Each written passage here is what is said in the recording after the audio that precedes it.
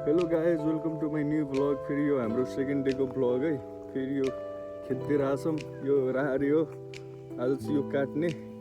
एकदम यो भिटामिन हुन्छ। यो हाम्रो केमिकल फ्री राहरी हो। यो सब हाम्रो यो यताको कृषिहरू हाम्रो सप्तरीतिर यतिकै यो उब्जिन्छ है। यो रोप्नुपर्छ, यतिकै चाहिँ उब्जिँदैन। यो सब राहरीहरू सब हार्भेस्ट गर्ने टाइम भइसकेको छ है। यो काट्नुपर्छ है। एग्रिकल्चरको बारेमा यही जानकारी दिइरहेको छौँ। अनि यो चाहिँ हाम्रो नेपाल कृषि है। हाम्रो सप्तरीतिर के उब्जिन्छ त्यसको जानकारी दिइरहेको छौँ है। यो चाहिँ हाम्रो यसलाई चाहिँ आलस भन्छौँ है। यो चाहिँ हाम्रो आलस हो, हेर्न सक्नुहुन्छ है। यो हो, यो पनि हाम्रो हार्भेस्ट हुन भइसक्यो। यो चाहिँ हाम्रो आलस हो है।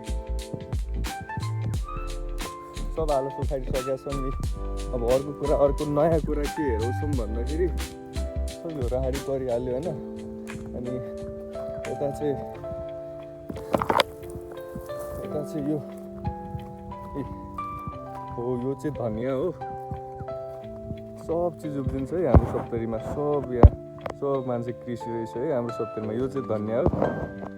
यो धनियाँ, यो बारी भन्छ यसलाई है। अनि यो चाहिँ प्याज हो। अनि उहाँ पनि छ प्याज। यसरी मासमा रोप्ने गर्छन् प्याज है।